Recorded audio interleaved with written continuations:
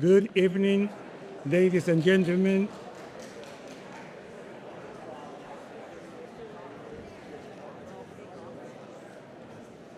My name is Enrique Goitisolo, and I am honored to serve as the president of the Fairhaven Historical Society.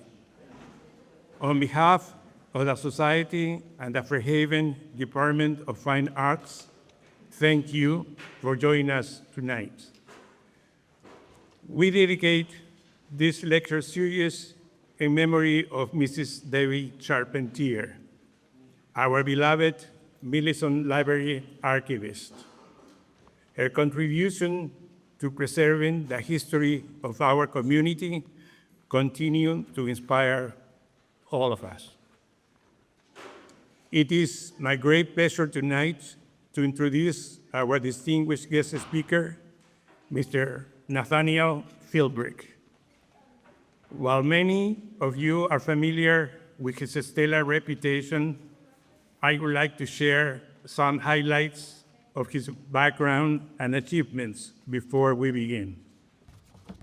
Mr. Philbrick was born in Boston and spent his formative years in Pittsburgh. He pursued his undergraduate studies at Brown University, where he earned a Bachelor of Arts degree in English. Continuing his academic journey, Mr. Philbrick obtained a Master of Arts in American Literature from Duke University. He maintains family homes in Nantucket and Connecticut with his wife, Melissa, and his spunky dog, Dora. Mr. Philbrick is recognized for his extraordinary ability to enliven historical narratives through vivid storytelling, talented that has earned him widespread acclaim. As a prolific writer, Mr. Philbrick, many books are New York Times bestsellers. And his remarkable contribution to the field of literature have resulted in numerous awards, too many to mention tonight. Still, I must mention a few that have a special relevance in our local history. His book, Mayflower, was a finalist for the Pulitzer Prize in history, and Sea of Glory was a winner of the Theodore and Franklin Delano Roosevelt Naval History Prize. But tonight, Mr. Philbrick will focus his lecture in his acclaimed book, In the Heart of the Sea, which won the Distinguished National Book Award. It recounts the horrific true story of the Nantucket whale ship, Essex. In 1820, the Essex was struck and sunk by a sperm whale, leading to a 90-day struggle for the crew's survival. Mr. Philbrick retelling captures both the dramatic event and the enduring human spirit of those who face unimaginable adversities at sea. The story of the Essex holds a special place not only in maritime history, but also in the history of literature. As I am sure that you know, the ordeal of the Essex served as a direct inspiration for Herman Melville's classic novel, Moby-Dick. In retailing the real life story of the Essex, Mr. Philbrick conducted extensive research into rarely seen historical documents, as well as contemporary sources. Through his meticulous and dedicated effort, he crafted a narrative that is both vivid and compelling. Tonight, you will learn how he brought this story to life with remarkable detail and authenticity. Following the presentation, Mr. Philbrick will take your questions. and then he will be able to sign the books that you wrote. Now, I'm delighted to turn the program to Mr. Philbrick, and please join me in giving him a hearty and enthusiastic welcome.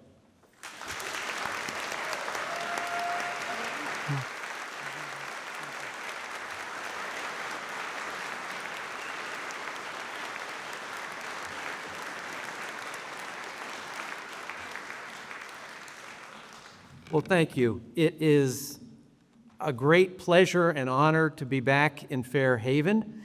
This is where my literary gods have resided before me. In 1841, Herman Melville sailed on the Acushnet from what town? Not New Bedford, Fair Haven.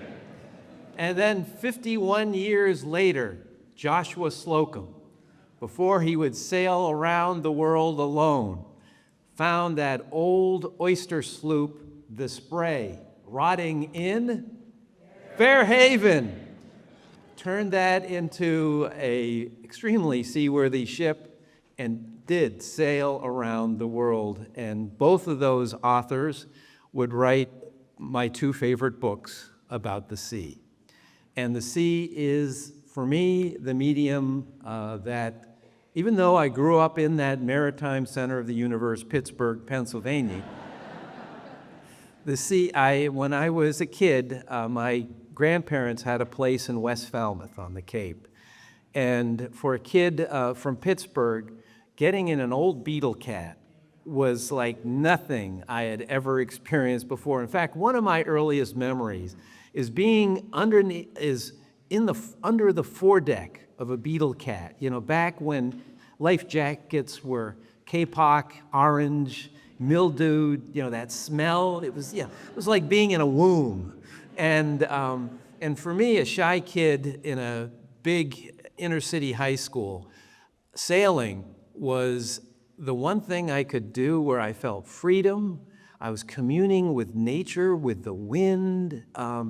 And there was about an hour outside Pittsburgh, there was an old strip mine that they had turned into Lake Arthur at Moraine State Park. And we bought a sunfish, and we would tow it out to Moraine State Park. My brother and I started sailing it together when we were in our early teens. Eventually, we got our own boats and began to race sunfish, not only in Pittsburgh, but around the country. And for me, that became my passion.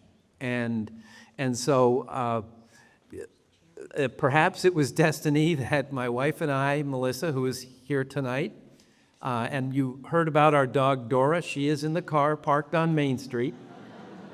She sends her regards. But it was, we moved to Nantucket in 1986. And I was excited. Both Melissa and I really had no experience with the island. We didn't know a soul on the island. We came because Melissa was a lawyer, and I was at home with the kids. And prior to moving to Nantucket, we had bought our first home in Wrentham, Massachusetts, and Melissa was commuting into Pittsburgh, into Boston, and the commute was driving both of us nuts. Melissa was concerned because I was home with our 1-year-old and 4-year-old, and I had a low standard. I said, if they're alive, I've done my job. And that's a pretty low bar. And her train broke down, and and this is before cell phones. You can't, she's apoplectic. She goes through everything in her briefcase and goes to Lawyers Weekly. And there was an ad for a lawyer on Nantucket. She had grown up in Falmouth. We teaching sailing in West Falmouth. And we went. We figured, what is the commute on an island that is 14 miles long? And I was excited because, as you had heard, I was an English major both at Brown and at Duke, where I got a master's, and Moby-Dick was my favorite book. And that was a difficult thing for me to say initially because my father was an English professor at Pitt. That's why we ended up in Pittsburgh. And he taught American maritime literature regularly, and almost every year would teach Moby-Dick. And in his office was this battle-scarred copy of the book that my brother and I just thought was the stupidest thing possible because, he would at dinner raps poetic about it and, it's the meaning of life. And I thought, this is the 60s bleeding into the 70s and oh gosh. And then when I was a senior, my English teacher said I had to read Moby-Dick. So with great reluctance, I read Moby-Dick. I began to read Moby-Dick, and I read that first line, "Call me Ishmael." I was harpooned. Ishmael was the friend I had not yet met. It's the dark, drizzly November of my soul. Oh my, that's being a teenager, especially in Pittsburgh. And especially if you're a landlocked sailor in Pittsburgh. And, it was like, oh my gosh. And I'm sure, the only student in my class who had this similar feeling. But for me, it was terrible because at 18, I had to admit that my father had been right. And so when Melissa said, hey, there's this job on Nantucket, what do you think? I said, we have to go. It's the port of the Pequod. And so with great trepidation, well, not really, we were kind of desperate, we went and arrived in September, having never spent a summer on Nantucket. And I immediately became interested in the history of the island through the lens of Moby-Dick. And it was a great, when I learned that Melville had never been to Nantucket when he wrote Moby-Dick. He would go later, I'll be talking about that later, but this is the power of literary imagination. Chapter 14, Nantucket. It is a 5-paragraph prose poem it's just tremendous. And it's, basically all made up from what but Melville knew Nantucketers. He had sailed with Nantucketers. He had met Nantucketers. He knew of what he spoke, even if he had never been to Nantucket. And so with Moby-Dick as kind of my guide, I became increasingly fascinated with Nantucket history. And I had been an editor at a sailing magazine. It's now called Sailing World in Newport, Rhode Island. And I had spent 4 years there. It trained me as a writer. It was a young staff. Everything you wrote had to have two readers who were brutal in their criticisms. It was the best education I could get to become a professional writer. And when we moved to Nantucket, I was a freelancer, but not doing much. I was at home with the kids. And if you've ever been at home with a 1-year-old and a 4-year-old, you're not doing much other than being at home with the 1 and the 4-year-old. And it was just fine, but I was beginning to get itchy. And then Ethan got into first grade. For the first time, I had till 2:30 in the afternoon to work. And that's when I began work on what would be my first work of history, Away Offshore. It was then published by the local press, the Mill Hill Press. It's now been reissued by Penguin. And it's where I discovered what I'd done ever since. It was, I wanted to write the great American novel. I published a lot of poetry, but this just felt, I wanted to bring the past to life. And most of all, I wanted to tell a story because the more I learned about Nantucket history, the more I realized, you can't make this stuff up. This is so much more compelling and interesting and unbelievable in its way than anything in a novel. And so I began to write what would become Away Offshore. And it was while working on that I ended up pairing in that book with each chapter is about a specific person. And the story of that person advances the plot line and it's about the history of Nantucket during the whaling era. And so it was when I came to a chapter in which I paired two sea captains. One was Obed Starbuck, who was known as the most successful whaling captain possibly that Nantucket had ever produced. He would build, in his early 30s, he would build this huge house that's now the ship's inn. It's where Lucretia Mott was born, the great abolitionist and feminist pioneer, and it's still there. I mean, it's this magnificent house, and it's a tribute to how much a captain could make in the whaling business when it all went well. And with Obed Starbuck, he was a first mate when the ship gets captured by Spanish pirates off South America, and he ends up, and they're thrown in prison. He ends up escaping and getting to the ship, and with a few of the sailors, they escape, and he brings it back to Nantucket. You know, this young kid, he's made a captain. He goes out again, and he string after voyage of incredible success.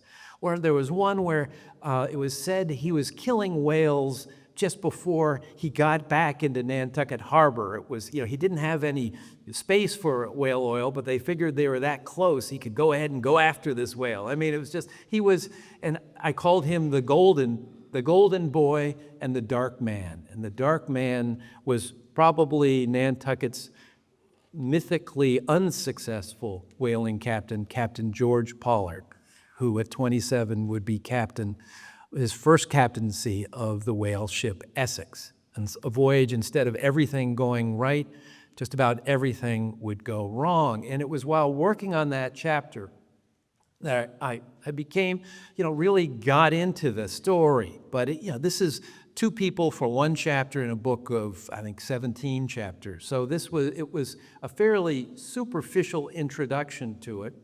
And, and that book was a local bestseller. I would then write a book called Abram's Eyes about the Native American legacy of Nantucket. I had been frustrated writing away offshore at the lack of evidence when it came to the Native side of the story. And so with that book, I looked at oral traditions and that had been fascinating, and it was really helpful would become very helpful for me later when I would write Mayflower.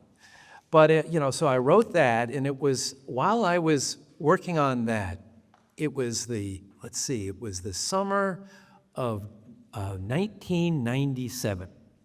And what do Nantucketers do for a vacation?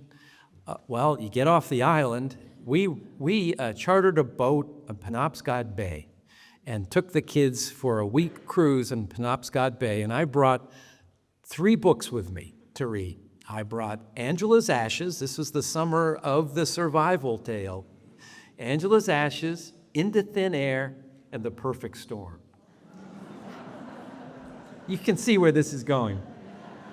And so they were just, all of those narratives in very different ways were so compelling and interesting, and, they were survival tales. And I began to think, well, what's a great survival tale is the tale of the Essex.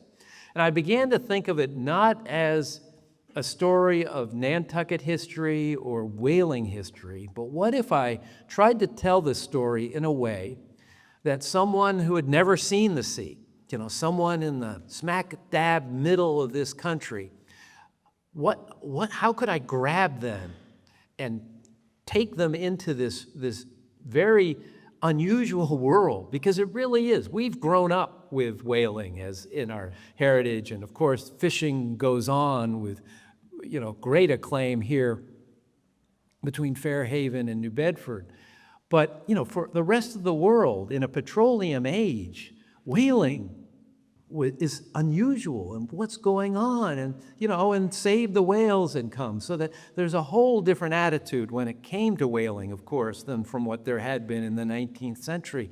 So I began to think about it in those kinds of ways. And this is a book where Moby-Dick ends with the whale ramming the ship, of course. That's the climax of Moby-Dick. But where Moby-Dick ends, that's just the beginning of the story of the Essex. That's when it becomes this true survival tale. What will they do There's 20 men because one sailor, a very smart sailor, as they were in Peru, had decided to jump ship. There's 20 of them. They have 3 whaleboats. The ship is rammed by a sperm whale, which had never happened before. It may have happened before, but no ship returned to tell the story until that time. And the ship doesn't sink right away. It fills with water, rolls over, and lies there, a wreck on the ocean. And Owen Chase, the first mate, happened to be there, witnessed all of this, and Captain Pollard is out with another whaleboat, and they see the Essex disappear behind the horizon. What happened? Storm? Did it hit a rock? What's going on? And they row back as fast as they can to see the ship just lying there. And Captain Pollard rows up to Owen Chase, his face is ashen, and says, "My God, Mr. Chase." And, these guys were men of few words. He said, "What is the matter?" Owen Chase says simply, "We have been stove by a whale." And thus begins the story of the Essex, the survival tale, in which, first they have to figure out, what do we do? They're 3,000 miles off the coast of South America. This is very early in Pacific whaling. This is in 1820, and Nantucketers have just only recently made it around the Horn, and they've been fishing up the west coast of South America and doing it so well, they're doing there what they've done in the Atlantic. They're fishing it out. They're killing all the whales. And so only now have they begun to venture out into, the Pacific, bigger than all of the land masses in this world combined. A wilderness, a watery wilderness that they don't know much about at all. And so they've been rammed by a whale. They're 3,000 miles out, very close to the equator. What do we do? Well, the Pacific, the winds are blowing them west towards the Pacific Islands. Now today we'd say, well, you just sail to the Pacific Islands and Tahiti would be nice. But these guys don't know anything about them. And in just a few months, Nantucketers will begin to explore those islands, and those islands will become the Nantucketers' backyard. Countless Nantucketers, when wives would accompany the captains, they'd have children in Hawaii and out there and Fiji even. But this is not known to the Nantucketers. And all they've heard are rumors of cannibals. And when you're in a disaster situation, it's your fears that drive you. And according to one account, Pollard says we should sail to those islands. And his first mate, Owen Chase, says, whoa, wait a minute. If we go to the Marquesas, which are the closest, we could become a meal for someone. We don't want to do this. I say we sail against these prevailing breezes as best we can. We're Nantucketers. We know what we're doing in these whaleboats. It'll be a tough voyage, but we have enough to eat and enough water that if everything goes right, we're going to make it. We'll be on the edge of death, but we will have made it, and we will be in a civilized coast. We will know what we are doing. Of course, instead of everything going right, everything would go wrong for them. For food, they had Galapagos tortoises. I mean, they had, and this is where, the more I thought about how weird and strange this would be for people who are not used to whaling history and lore, that, the Essex had stopped at the Galapagos Islands to provision. And what were the provisions? These huge tortoises that they would put on their backs, carry back to the ship, and put them on the deck where they would wander the deck or stack them like cordwood in the interior of the ship. They could live for more than a year without food or water. And then they would be slaughtered, and they'd have this fat meat and, very nutritious. And so they had all of these Galapagos tortoises in the hold of their ship, you know? And so, okay, so each one of these whale boats, they got a Galapagos tortoise. They were able to scavenge some casks of bread, and they had some water. The water is what would catch up to them first. And they decide, okay, we're going to go for it. Now, at this early era of whaling, the whaleboats were not rigged to sail the way they would eventually be. But these guys turned them into schooners. Two little masts, and so they rigged them as schooners. They built the sides of the whaleboats up by about a foot because they knew they were going to encounter storms and heavy seas, and that would prevent the waves from swamping them, hopefully. And so they set out, and the accounts we have. And one of the reasons why I thought this was time for a book about the Essex disaster was there was a relatively newly found source. Up until this time, the only real account we had was from Owen Chase, that first mate, who said, this is what we should do. He would be one of the survivors, and he would come back to Nantucket and team up with a fellow Nantucketer who had attended Harvard College. And there were not many Nantucketers who were with college degrees. And together they would write Owen Chase's narrative of the Essex, an absolute classic. It's great. And that's sort of the Bible when it comes to the story of the Essex. But late in life, the ship's cabin boy, a kid who is 14 years old, the age you go to high school. Nantucket, you didn't go to high school, you got in a whale ship, and you went out, and you spent the next 4 years sailing the Pacific, and you came back a man, because on Nantucket, what did you do? You whaled. That was the only thing. And so Tommy Nickerson heads out at 14. He was an orphan. He had been born on the Cape. There's a lot of Nickersons on the Cape, still to this day. His parents are buried in the Old North Graveyard on Nantucket. And so this would be his home, the whale ship Essex, and it had been rammed. And so he's in this whaleboat with Owen Chase. He was part of Owen Chase's crew in the whaleboat. And he would survive along with Owen Chase. And late in life, in his 70s, he was this was after the heyday of whaling on Nantucket. He was now, Nantucket was no longer fishing for whales. We were fishing for tourists. And so he ran a boarding house on North Water Street, which is still there. One of his guests would be a professional writer named Leon Lewis, who would pump out bestsellers for boys, the Boys in the West, Boys at Sea. And, everyone knew the story of the Essex in America at this point. This was the Donner Party. 20 years before the Donner Party. This is before the West became the frontier and the wilderness that captured American imagination. In the 1820s, it was the sea that had defined America. When the Pilgrims came to America, they came over the sea. That was the shared wilderness. Nantucket was a mothership in the middle, on the edge of that wilderness.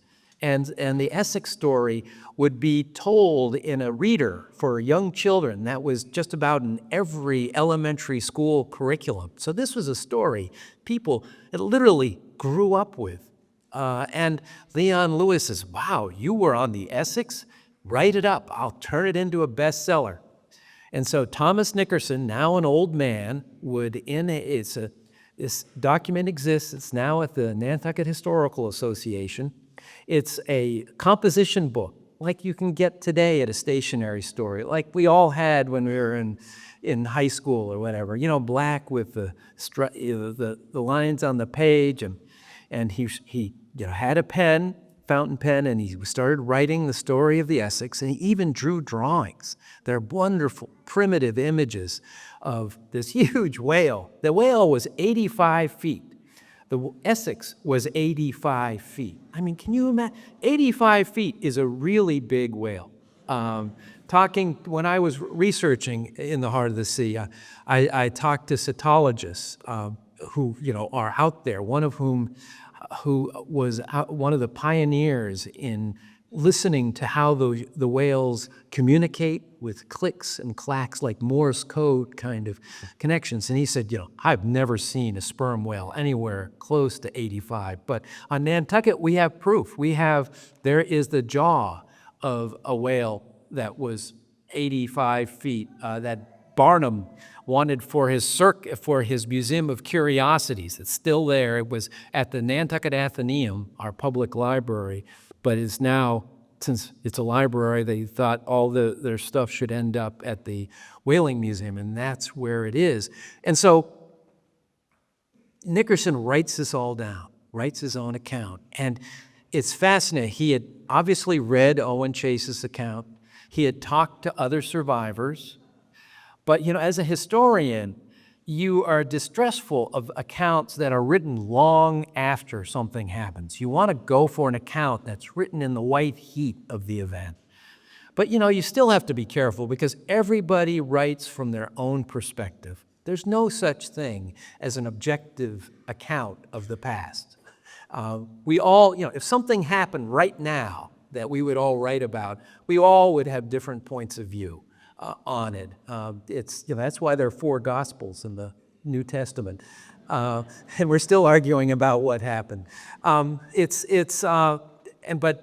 what's interesting about Nickerson's account, he wasn't an officer trying to put a voyage that went very poorly in the best possible light. He was a kid, an impressionable kid, who was watching all of this, and he was the kid who was steering the ship Essex when it was rammed by that whale. They could see this. This is a really angry sperm whale who had run into the side of the ship, run into the side of it with its, block-like head, knocked everyone off their feet, gone down underneath the ship, came up, and so it was rocking like they were in the midst of an earthquake, and then it surfaced beside the whale ship. The head towards the bow, the tail towards the stern. Seemed to be knocked out, just floating beside the ship, as big as the ship itself, right there. Chase does not mention what I'm about to recount in his account. Nickerson does. Nickerson says, they're just stunned, and they look, and there is this whale that has not yet sunk the Essex, and it's lying there. And Chase is tempted to go after this whale because he takes a killing lance, this long spear, takes it up, and he's about to try to kill this whale, but he notices the tail is right next to the rudder. If the tail should take out the rudder, they'd be thousands of miles from land. That would be a disaster. As Nickerson would say in his account, if Chase knew what was about to happen next, he would have risked the rudder. And you can sort of see why Chase chose not to include that detail in his account. The whale sprung to life, and now he was a really angry sperm whale. And he took off at a high rate of speed, and he did something that's behavior typical of an angry, enraged bull sperm whale. He's clapped his jaws with a percussive force that could be heard for miles. And they're just going, oh my God, they're watching us. And then he takes off again. And, this is a tail 20 feet wide, and goes ahead, turns around, and comes at them. That anvil of a head pointed for their bow. And Thomas Nickerson's at the helm, and they shout to him, hard up the helm, an evasive maneuver.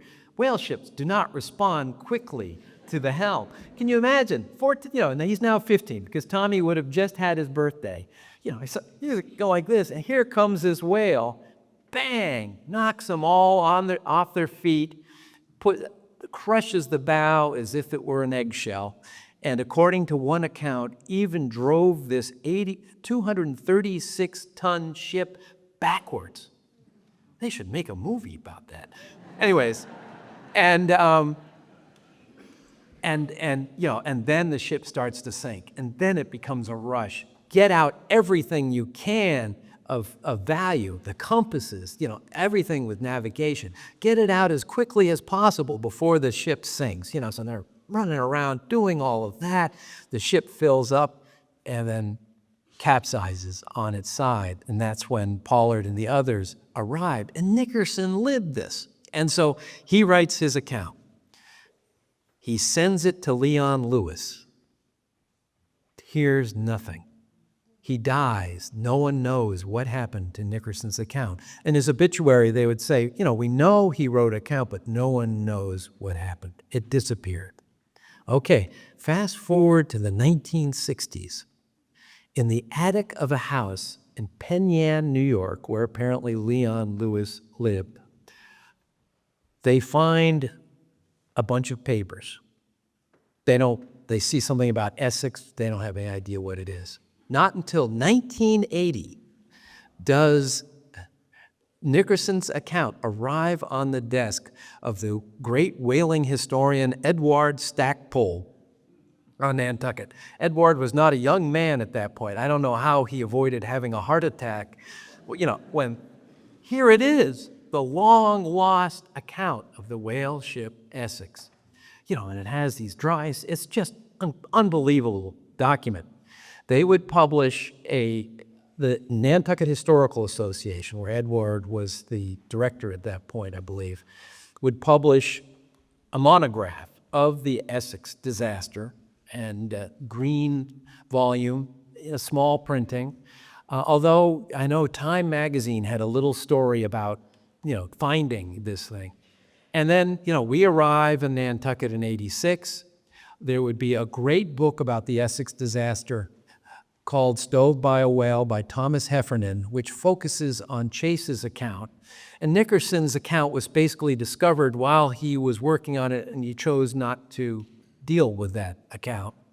And I was thinking, I think I will deal with, this is a new window into a story that's been around for a long time. And so, I get to thinking all of this stuff while we're sailing the waters of the Penobscot Bay. And then at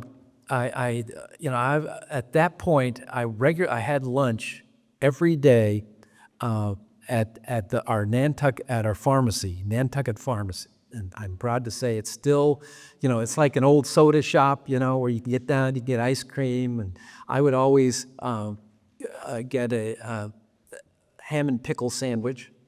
And Joanne behind the desk, I say, I got this idea for a book. And she said, my sister's a literary agent for women writers and stuff. I said, well, I'd like to talk to her. So I talked to her and told her what my idea was. She says, that sounds very good. Sounds like a kind of a male story. I've got this friend, an agent friend. His name is Stuart Krachevsky, and he's just had a book that's done pretty well. It's called The Perfect Storm. Would you like to talk to him? I said, yeah, I'd like to talk to him. So anyways, I would write a 64-page proposal that I would get to Stuart, who is still my agent and one of my best friends. And, we would work on it. He would, had all sorts of editorial suggestions and all of that. And then I think it was the week before Memorial Day, May 1998. And I said, I want to meet if there's any interest, I'd like to meet the editor who would be my editor. And he said, okay, so you should come down to New York, right? Right. I said, yeah, okay. And so I went down to New York, and a friend of ours summered on Nantucket and said I could stay at their house in New York. So I'm, in this very nice apartment all by myself. And Stuart, as soon as I get there, Stuart says, the initial plan was I'd be there for one day and we'd see what happens. He said, can you stay for 2 days? And then an hour later says, can you stay for 3 days? 15 publishers were interested in the story. And anyways, and it would ultimately, I'd end up going with Viking Press, that's part of Penguin. Wendy Wolf was my editor, who would be my editor for every book since. She's now retired. I now have a great new editor from Viking. Ibrahim Ahmad. But Wendy, our relationship began then, and it was, I have to say, it was a really tense year. I had written a proposal, but now I had to write the book. And it was an intense experience because I realized, okay, I want to somehow, this is a whaling story. This is a Nantucket story. I want to present it that way, but then I want to let it loose. Let it be about the human condition, not just a chestnut of whaling lore. And so I began to focus on, these guys initially, they were suffering from dehydration. What is it like to die from dehydration? And there is a wide literature on what it is like to die from dehydration. And, our kids were in school at that point, and so I have a tendency after a day of researching and writing, talking to the family about what I've been doing. So I'm telling this terrible, this one account I had read, and he ends up in the book. I think it's Pablo. He was in Death Valley, I think, and he's, out there, he's drinking his own urine. He has, his eyeballs are bleeding, and I'm telling the kids about this, and they're going, oh, And I realized somehow in this narrative, I've got to get that, because his, Pablo's account made it real. You could feel it in a way that a purely scientific account wouldn't communicate. And then it came, they would almost die of dehydration.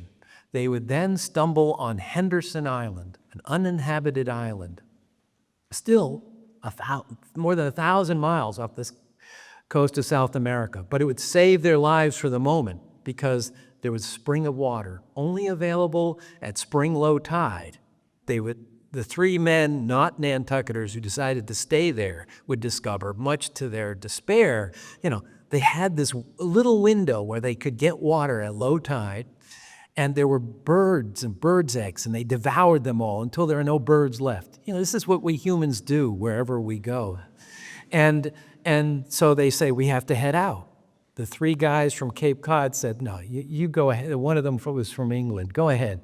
We can see how this is going. You Nantucketers keep together. It's tough to be in a whaleboat with you. And, anyways, and so off they go, and both groups think they'll never see each other again. And off they go. And now they've got enough water, but now they don't have enough food. And then it comes to, the worst nightmare possible in their imagination before this began, they have to enact. It was their fear of cannibals that had driven them to this extreme. Now they are forced to enact what is known as the custom of the sea, because this had happened before and more frequently than you would ever imagine. When a ship goes down and a group of people are in a whaleboat, run out of food, you realize we could all starve to death, or we could sacrifice one of our crew members, use them as food, and maybe we can still live. And so that's what starts happening in the boats. So anyway, so here I am researching this topic. And so this was before the internet, or at least before the internet was generally available. And so I was using the Nantucket Athenaeum's reference librarian I would order up academic articles about the various topics I was researching. And Sharon is her name, and one afternoon, Saturday afternoon, morning, she called and said, some of your articles are in. So Melissa went in to pick them up. And Sharon takes Melissa aside and says, "Is your husband all right?" And she said, "What? Yeah, he's working hard, but yeah, he's all right." She said, "Do you see what this is?" And it was the nutritional value of cannibalism. And yeah. So anyways, I really got into the research. And the research was fascinating, but it the writing of the book it created challenges. I began to realize, you're building towards I wanted to create a sense of dread.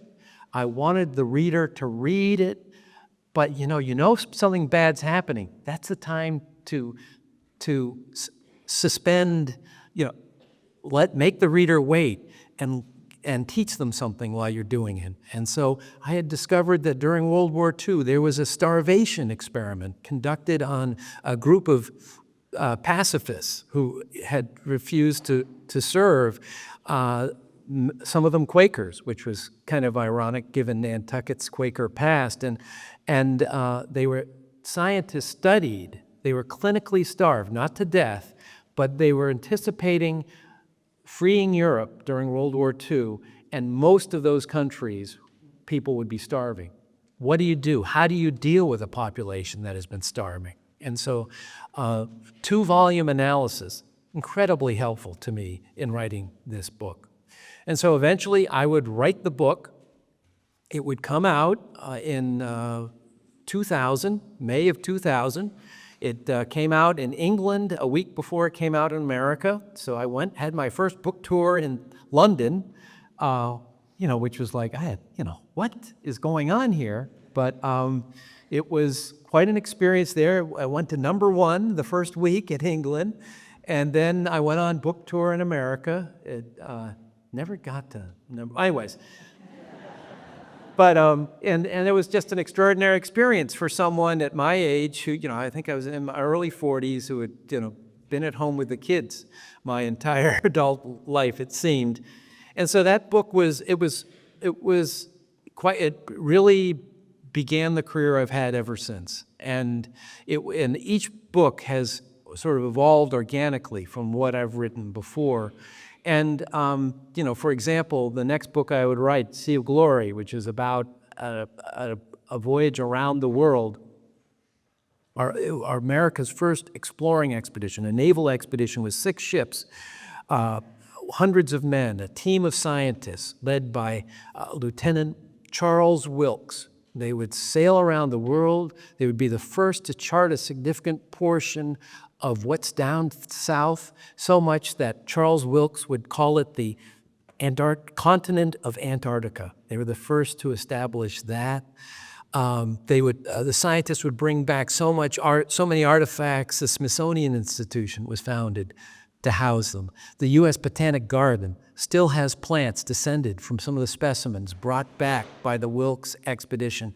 And Charles Wilkes, I had learned about Charles Wilkes because when he was a young lieutenant, he was stationed on a ship off of South America and ran into George Pollard on his next command after he returned to Nantucket. Pollard would survive the Essex disaster. And when Charles Wilkes meets Paul, he says, he was out there cruising, and the 2 brothers, and he said, "Are you the same George Pollard of the Essex?" And he said, "Yep." And he said, "Well, how could you do this? How could you go out after he's doing it?" He said, "Well, in Nantucket, we have a saying, the lightning never strikes twice in the same place." It would in Pollard's instance. He would not be sunk by a whale. Soon after talking to Charles Wilkes, the 2 brothers would at night ram into an uncharted shoal off Hawaii. The ship would sink. The crew members had to drag Pollard off the deck into the whaleboats. They would be rescued the next day, and as Pollard would tell a missionary in, of all places, Tahiti, where they could have gone, he would tell him, "Back home I will be judged an unlucky man." Yep, he had that right. That was the end of his whaling career, but he would become a night watchman and become one of the beloved figures on Nantucket. But every November 20th, the day the Essex was rammed by that whale, he would sequester himself alone in his room and fast in memory of those who died. And then, in 1852, the year after the publication of Moby-Dick, Herman Melville would visit Nantucket for the first time. He was traveling with his father-in-law, Judge Shaw, who was here in court on Nantucket. They stayed at what is now the Jared Coffin Inn. Pollard lived basically across the street. And in Melville's own copy of Owen Chase's narrative of the Essex, years later, he would write in red crayon, "Sometime in the 1850s, I visited Nantucket and met George Pollard. To the islanders, a nobody. To me, one of the most remarkable men I have ever met." And I think that is a character reference, if ever there was one. And I will end with this statement. Pollard, I think, was an important example to Melville. Melville had experienced his own Essex disaster. Moby-Dick, the novel so many of us revere today, was a critical bomb. The critics hated it. No one bought the book. In Melville's lifetime, I think they sold barely 3,000 copies of Moby-Dick. And that it was the end. He would continue to write, but he was no longer, that brilliant, fired up 31-year-old who had written Moby-Dick. And so I think, there is where the great example of Pollard to the great example of Melville. And I think, we are lucky to have the history and the literature for it, and have places like Fairhaven and New Bedford where you can be proud of the past and you can be expectant for the future, because the sea will always be our final frontier. Thank you very much.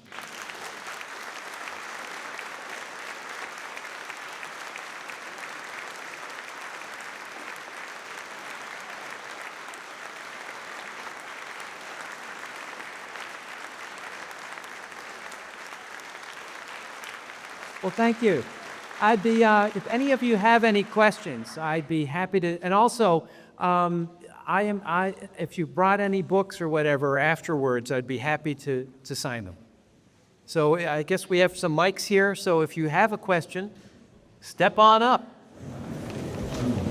First, I want to say thank you for all of the books that you've written. They've done a lot for me to connect, as you were mentioning. You connected with Nantucket through history. I think what you've written has allowed me to connect with the places that I've lived in a way that would not have been possible had you not been able to books. So thank you for doing that. Thank you. It allowed me to connect with where I live. What was my question? Yes, for an aspiring author, what would you recommend or talk to your experience with the organization process that you put into place? Actually write something that clearly took countless hours of research, getting lost in the notes. How did you organize and make sense? Yeah, well, the hardest thing is the research is really, you get so into it. And when I write these books, I have literally hundreds of pages of notes just for a chapter. And the hard thing is, what do you do, how do you even, where do you begin? And so what I do is organize. I realize, okay, I know I've made an outline. I have some sense of how many chapters, but I'm not sure what. I write the first chapter. Okay. And okay, I'm going to do that. And what I do is I say, okay, it's going to begin here and end there. For example, the first chapter of In the Heart of the Sea is basically about Nantucket and sets everything up. So I know there's the thread line of the Essex getting ready, Nickerson seeing the ship, but I also want to get in the history of Nantucket. And, and that's where obviously writing Away Offshore was a big help with that. But then it becomes, there's so much information there, no one can keep it in your head to just write it down. And so what I do is I break that chapter into segments, usually maybe 10 segments, and then okay, so I make a topic for each one of those and break up my notes into those 10 segments. And that's still a significant number of notes. And then I read that group of notes, take notes on the notes, and then begin to write. Come down in the morning and start. And writing is not something where you wait for inspiration. It's a job. When Melissa would go to work as an attorney, I would go down to my dungeon in the basement and start work by 9. Now that she's retired, it's a little harder to start at 9. But and then inhale enough of it that it's sort of in my head. I know where it is on those pages, and I start to write, and working through the notes, and I try to do 3 pages. And then that afternoon, I walk the dog. This is very good to walk the dog. You got to get it. If you want to be a writer, you got to have a dog. And what I find is you break it up, you do something, you're thinking about it all the time. You come back, you see it a little differently, you might return to it. You also read what you're going to be working with the next morning, and then you go to bed, and it's swirling around. You wake up, you go down to work. I would read what I had written the day before, I print it out and scribble on it, and then I start working on the next 3 pages and just keep doing it till that section's done, and then go to the next section, and finally a chapter's done. And then I print it out, staple it, come upstairs around dinner time, and Melissa knows, I'm going to read it to her. And so, this is the best part. I wait, okay, we have dinner, and then it's time to do the dishes. So Melissa does the dishes, I sit at the kitchen table, and I start reading the manuscript to her. She has a little notepad beside the sink, and if something occurs and it's a whole different process. Reading it out loud is very different from reading it on the page silently or reading from a computer screen. And, the pacing becomes much more obvious when you're reading it aloud and someone's listening. It's interesting. Anyways, and she's scribbling stuff. I stop, say, what was wrong with that? She says, shut up, keep going. And then she gives me devastating criticism. And then next morning I weep, and then I integrate those changes as best I can. And then, back then, I would send it to my father, the retired English professor. He's now at 96, is at an assisted living facility on Nantucket. Unfortunately, he's no longer able to read, really, but he has been, for me, the dissertation advisor I never had. And, where Melissa would be one kind of hammer, he would be the other hammer.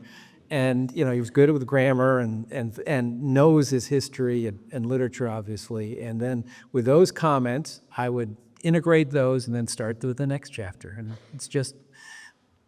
so that's how I try to do it. Thank you. Okay.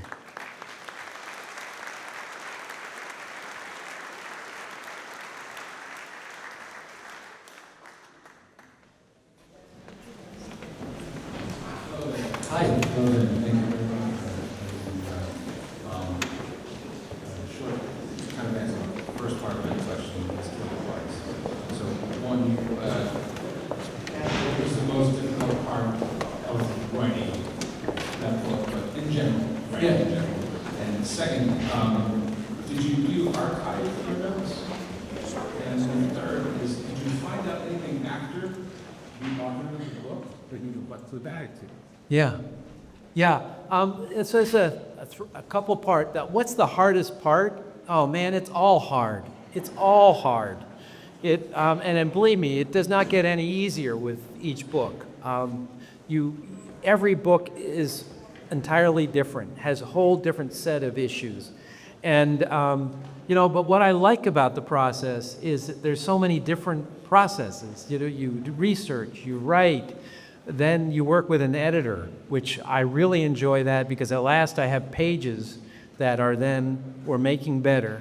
And then there's the promotion. There's coming up with the images and the cover, and then going out and talking to people. And this is an entirely different part of your brain to talk to people about it than it is to write it. And so so it's all hard in its own way, but it's kind of what I do. And then, wait, what was the other part? I have in our store, well, we had a storage locker. We now have consolidated a little bit, but I have all my notes and stuff in boxes that are going to Brown University whenever I get organized enough to get them there. And yeah, it's, you know, I don't think anybody's really going to be interested in them later, but for me, what I find is you have to save all your drafts, because often you'll modify stuff in a way and you realize, no, you know, it was better back there. And if you don't save those, particularly when you work on a computer, you know, you exit out and it's gone. But if you've printed it out, it's there somewhere, and that's helpful. Did you find anything else out? Oh yeah, I've learned a few not a lot. I've learned a few things. Yeah, they've made some corrections and things like that. But learned some more information about Benjamin Lawrence, what happened to him after the disaster. But and at some point, I think I might, you know, modify the last chapter, the aftermath stuff. But nothing much when it comes to telling the actual story. And, you know, and it's interesting. Once you've written a book, that book exists at the time you wrote it. And to return to it later in life, I don't want to muck it up. You know, it's from a different time. I'm such a different person. Just let it be what it was. Thanks. Hey, thanks, everybody. And if you have any books, I'd be happy to sign them right over there. All right, thank you.